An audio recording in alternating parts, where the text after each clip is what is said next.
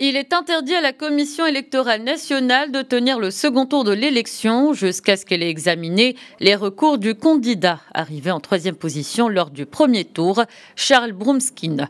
Telle a été la déclaration lors d'une audience très attendue et plusieurs fois reportée du président de la Cour suprême, Francis Corpore.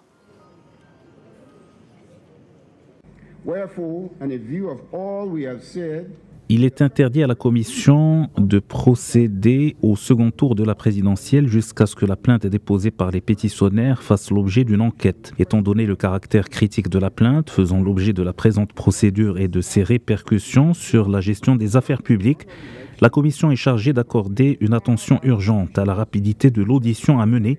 Tel est l'ordre donné.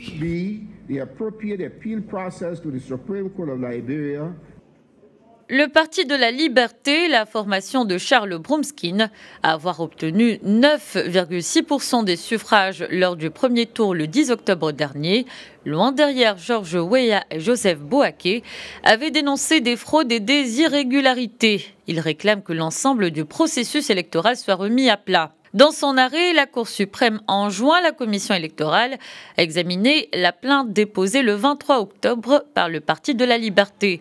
Selon la Constitution, la Commission dispose d'un délai de 30 jours pour le faire, soit d'ici le 22 novembre.